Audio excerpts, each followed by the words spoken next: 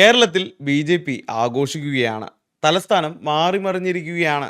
കഴിഞ്ഞ 45 വർഷമായിട്ട് കേൾക്കണം, 45 വർഷമായിട്ട് കൃത്യമായി പറയുകയാണെങ്കിൽ 4.5 പതിറ്റാണ്ടായി ഇടതുപക്ഷം ഒരു ഉരുക്കുകോട്ട പോലെ കാത്തുസൂക്ഷിച്ച തിരുവനന്തപുരം കോർപ്പറേഷനിൽ ഇതാദ്യമായി താമര വിരിഞ്ഞിരിക്കുന്നു.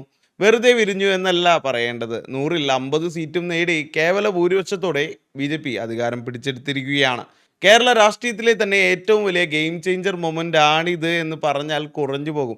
എന്നാൽ ഈ ആഘോഷങ്ങൾക്കിടയിലും ബി.ജെ.പി. നേതാക്കളെയും അണികളെയും ഒരുപോലെ ഇരുത്തി ചിന്തിപ്പിക്കുന്ന ഒരുപക്ഷെ ഞെട്ടിക്കുന്ന ചില കണക്കുകൾ കൂടി ഈ തിരഞ്ഞെടുപ്പ് ഫലം ബാക്കി വെക്കുന്നുണ്ട് എന്നതാണ് സത്യം. ഇത് യഥാർത്ഥത്തിൽ ബി.ജെ.പിയുടെ വളർച്ചയാണോ അതോ വെറും നഗര കേന്ദ്രീകൃതമായ ഒരു താൽക്കാലിക പ്രതിഭാസം മാത്രമാണോ? സുരേഷ് ഗോപിയുടെ തൃശ്ശൂരിലെ മാജിക് എന്തുകൊണ്ട് താഴെ തട്ടിൽ വർക്കൗട്ട് ആയില്ല? നമുക്ക് വിശദമായിട്ട് തന്നെ ഒന്ന് പരിശോധിക്കാം. എന്തായാലും എനിക്ക് നിങ്ങളോട് പറയാനുള്ള കാര്യം മറ്റൊന്നുമല്ല, ഈ ചാനൽ ഒന്ന് സബ്സ്ക്രൈബ് ചെയ്യുക. അതുപോലെ തന്നെ ഹൈപ്പ് ലൈക്കൊക്കെ തരികയാണെങ്കിൽ വലിയ ഉപകാരമായിരിക്കും. ഇന്നത്തെ ദിവസം, അതായത് ക്രിസ്മസ് ദിവസം 2025 ഡിസംബർ 25, ബി.ജെ.പിയെ സംബന്ധിച്ചിടത്തോളം സുവർണ ലിപികളിൽ എഴുതപ്പെട്ട ദിവസമാണ് എന്ന് പറയാതിരിക്കാൻ സാധിക്കില്ല. തിരുവനന്തപുരം മേയർ കസാരയിലേക്ക് ബി.ജെ.പിയുടെ സംസ്ഥാന നേതാവ് വി രാജേഷ് കടന്നു വരുമ്പോൾ അത് കേരളത്തിലെ ദ്വിധ്രുവ രാഷ്ട്രീയത്തിന് ഏൽക്കുന്ന ഏറ്റവും വലിയ പ്രഹരം തന്നെയാണ്. 2020 വെറും 34 സീറ്റും 35 സീറ്റും ഒക്കെ ഉണ്ടായിരുന്നിടത്ത് നിന്ന് തന്നെയാണ് ഒറ്റയടിക്ക് 15 സീറ്റ് വർദ്ധിപ്പിച്ച് അവർ 50ലേക്ക് എത്തിയത്. ബി.ജെ.പി. 50ലേക്ക് എത്തിയത്. ഇത് നിസ്സാര കാര്യമല്ല.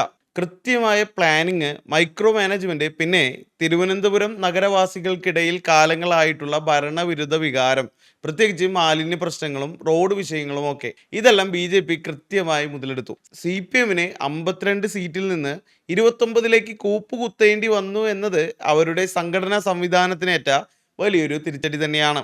ഇവിടെ നമ്മൾ എടുത്തു പറയേണ്ട ഒരു പേരുണ്ട്, വി രാജേഷ്. എന്തുകൊണ്ട് രാജേഷ്? പാർട്ടിക്കുള്ളിൽ മുൻ IPS ഉദ്യോഗസ്ഥ ആർ ശ്രീലേഖയുടെ പേര് മേയർ സ്ഥാനത്തേക്ക് പറഞ്ഞു കേട്ടിരുന്നു. ശാസ്തമംഗലം വാർഡിൽ അവർ ജയിക്കുകയും ചെയ്തു. പക്ഷേ പാർട്ടി നേതൃത്വം രാജേഷിനെ തന്നെ തിരഞ്ഞെടുത്തതിന് പിന്നിൽ ഒരു കൃത്യമായ സന്ദേശമുണ്ട്. താഴെ തട്ടിൽ നിന്ന് യുവമോർച്ചയിലൂടെ പടിപടിയായി വളർന്നു വന്ന ഒരു നേതാവിന് അവസരം കൊടുക്കുമ്പോൾ അത് സാധാരണ പ്രവർത്തകർക്ക് നൽകുന്ന ആവേശം ചെറുതായിരിക്കില്ല.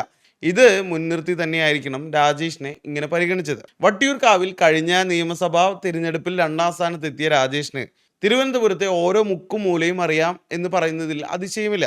അതാണ് എലൈറ്റ് വോട്ടുകൾക്കൊപ്പം സാധാരണക്കാരുടെ വോട്ടും സമാഹരിക്കാൻ ബി.ജെ.പിയെ സഹായിച്ചിട്ടുണ്ടാവുക.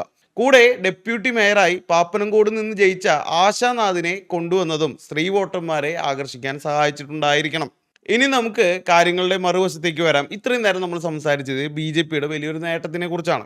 ഇവിടെയാണ് ഒരു ട്വിസ്റ്റ് വരാൻ പോകുന്നത്. തിരുവനന്തപുരം പിടിച്ചതിൻ്റെ ആഘോഷത്തിനിടയിലും ബി.ജെ.പി. നേതൃത്വത്തെ ഭയപ്പെടുത്തുന്ന ഒരു കണക്ക് ഉണ്ട്, അത് പറയാതിരിക്കാൻ പറ്റില്ല. അതാണ് വോട്ട് ഷെയർ. നമുക്കറിയാം, 2024 ലോക്സഭാ തിരഞ്ഞെടുപ്പിൽ സുരേഷ് ഗോപിയുടെ വിജയത്തോടൊപ്പം കേരളത്തിൽ ബി.ജെ.പി. 19.23% വോട്ട് നേടി ചരിത്രം കുറിച്ചിരുന്നു.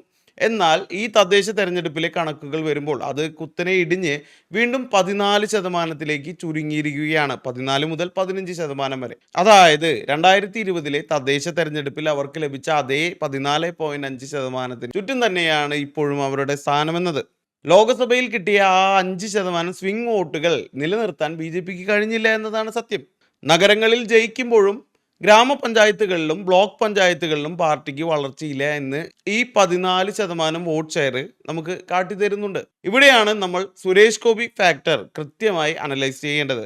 തൃശ്ശൂരിൽ ലോക്സഭാ തിരഞ്ഞെടുപ്പിൽ സുരേഷ് ഗോപി നേടിയത് ചരിത്ര വിജയമായിരുന്നു.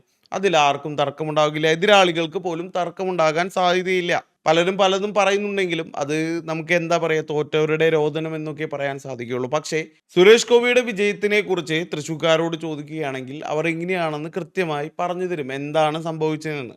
പക്ഷെ ഞാൻ സംസാരിക്കുന്നത് മറ്റു കാര്യങ്ങളായതുകൊണ്ട് തന്നെ, ഞാനൊരു ചെറിയ കമ്പാരിസനാണ് ഇവിടെ നടത്തുന്നത് കൊണ്ട് തന്നെ, ഈ ഒരു തെരഞ്ഞെടുപ്പിൽ, ഈ തദ്ദേശ തെരഞ്ഞെടുപ്പിൽ തൃശ്ശൂർ കോർപ്പറേഷനിലോ ജില്ലയിലോ ആ വലിയ തരംഗം, അതായത് സുരേഷ് ഗോപി നേടിയ ആ ഒരു വലിയ തരംഗമുണ്ടല്ലോ, അത് ഇവിടെ വോട്ടായി മാറ്റാൻ സാധിച്ചില്ല എന്ന് തന്നെ പറയേണ്ടി വരും. ഇതിൽ നിന്ന് നമ്മൾ മനസ്സിലാക്കേണ്ട ഒരു കാര്യം, തൃശ്ശൂർ സുരേഷ് ഗോപി പിടിച്ചത് ബി.ജെ.പിയുടെ സംഘടനാ കരുത്തുകൊണ്ട് മാത്രമല്ല. ശരിക്കും പറഞ്ഞാൽ അതല്ല അതിന് കാരണം. മറിച്ച് സുരേഷ് ഗോപി എന്ന വ്യക്തിയുടെ ആ മനുഷ്യന്റെ സ്വീകാര്യത കൊണ്ട് തന്നെയാണ് ആ സമയത്തുണ്ടായിരുന്ന സ്വീകാര്യത. ഇപ്പോൾ അതുണ്ടോ എന്ന് ചോദ്യചിഹ്നം തന്നെയാണ്. എന്നാൽ ആ സമയത്ത് സുരേഷ് ഗോപിക്ക് ഉണ്ടായിരുന്ന ആ ഒരു എന്താ പറയുക, ആ ഒരു സ്വീകാര്യത അതുകൊണ്ട് തന്നെയാണ്. ലോക്കൽ ബോഡി ഇലക്ഷനിൽ മത്സരിക്കുന്ന വാർഡ് മെമ്പർക്ക് സുരേഷ് ഗോപി ആകാൻ കഴിയില്ല. ആ 19% വോട്ട് വിഹിതം സുരേഷ് ഗോപിക്ക് കിട്ടിയതായിരുന്നു, പാർട്ടിക്കല്ല എന്ന് ചിലപ്പോൾ നമുക്ക് പറയേണ്ടി വരുന്നു. അല്ലെങ്കിൽ 14%ത്തേക്കുള്ള വീഴ്ച അതിനെ ചൂണ്ടിക്കാണിക്കുകയാണ്. ബി.ജെ.പിക്ക് കിട്ടിയ മറ്റൊരു വലിയ പണി എന്ന് തന്നെ പറയേണ്ട ഒരു കാര്യമാണ് പന്തളം നഗരസഭ. 2020 അയ്യപ്പന്റെ പേരും പറഞ്ഞ് വലിയ ആവേശത്തിൽ പിടിച്ച പന്തളം നഗരസഭ ഇത്തവണ കൈവിട്ടുപോയി എന്ന് പറയാതിരിക്കാൻ സാധിക്കില്ല. അവിടെ LDF തിരിച്ചു വന്നിരിക്കുകയാണ്. ശബരിമല പ്രക്ഷോഭത്തിന്റെ സെന്റിമെന്റ്സ് ഇനി വർക്കൗട്ട് ആകില്ല എന്നും ഭരണം കിട്ടിയാൽ മാത്രം പോരാ, അത് നിലനിർത്താനുള്ള വികസന കാഴ്ചപ്പാട് കൂടി വേണമെന്ന് പന്തളത്തെ വോട്ടർമാർ ബി.ജെ.പിയെ ഓർമ്മിപ്പിക്കുകയാണ്. ഫ്ളാറ്റുകളിലും വില്ലകളിലും താമസിക്കുന്നവർ ബി.ജെ.പിക്ക് വോട്ട് ചെയ്യുമ്പോൾ നാട്ടിൻപുറങ്ങളിലെ സാധാരണക്കാർ ഇപ്പോഴും ഇടത് വലത് മുന്നണികളെ തന്നെയാണ് വിശ്വസിക്കുന്നത്. ഇതൊക്കെ വെച്ച് നോക്കുകയാണെങ്കിൽ 2026 നിയമസഭാ തെരഞ്ഞെടുപ്പ് എന്താകും? ഈ തദ്ദേശ ഫലം ഒരു സെമി ഫൈനൽ ആണെന്ന് പറയുകയാണെങ്കിൽ ഫൈനലിൽ കളി കടുക്കുക തന്നെ ചെയ്യും. തിരുവനന്തപുരം കോർപ്പറേഷൻ ഭരണം കയ്യിലിരിക്കുന്നത് നിയമസഭാ തെരഞ്ഞെടുപ്പിൽ തലസ്ഥാന ജില്ലയിൽ വലിയ അഡ്വാൻറ്റേജ് നൽകും. പക്ഷേ കേരളം ഭരിക്കണമെങ്കിൽ ഈ 14% വോട്ട് വിഹിതം പോരാ, അത് 30 മുകളിലേക്ക് എത്തുക തന്നെ വേണം. അതിന് നഗരങ്ങൾ മാത്രം പോലെ ഗ്രാമങ്ങളും കനിയണം. അതെന്തായാലും നടക്കാൻ പോകുമോ എന്നുള്ള കാര്യം വളരെ സംശയമാണ്. ചുരുക്കത്തിൽ നമ്മൾ സംസാരിക്കുകയാണെങ്കിൽ ബി.ജെ.പിയെ സംബന്ധിച്ചിടത്തോളം ഇതൊരു മധുരവും കയ്പും കലർന്ന വിജയം തന്നെയാണ്. തിരുവനന്തപുരം പിടിച്ചു എന്നത് വമ്പൻ നേട്ടം തന്നെ. പക്ഷേ വോട്ട് ശതമാനം 19 നിന്ന് 14 കുറഞ്ഞത് വലിയൊരു റെഡ് സിഗ്നലാണ്. വി രാജേഷിന്റെ തിരുവനന്തപുരത്തെ ഭരണം കേരളം മുഴുവൻ ഉറ്റുനോക്കുക തന്നെയാണ്. നിങ്ങൾക്ക് എന്താണ് ഈ വിഷയത്തിനെ കുറിച്ച് തോന്നുന്നത്? 2024 കിട്ടിയ വോട്ടുകൾ 2025 ബി.ജെ.പിക്ക് നഷ്ടപ്പെട്ടത് എന്തുകൊണ്ടായിരിക്കും? അതുപോലെ തിരുവനന്തപുരത്തെ വിജയം അത് വലിയൊരു നേട്ടമാണോ ബി.ജെ.പിക്ക്? നിങ്ങളുടെ അഭിപ്രായങ്ങൾ എന്തായാലും കമന്റ് ബോക്സിൽ രേഖപ്പെടുത്തുക. വീഡിയോ ഇഷ്ടപ്പെട്ട് കഴിഞ്ഞാൽ ലൈക്ക് ചെയ്യുക, അതുപോലെ ഷെയർ ചെയ്യുക. നിങ്ങൾക്ക് ഈ വീഡിയോ ഇഷ്ടപ്പെട്ടില്ലെങ്കിൽ കൂടി നിങ്ങളുടെ ശത്രുക്കൾക്ക് ഇത് അയച്ചു കൊടുക്കുക.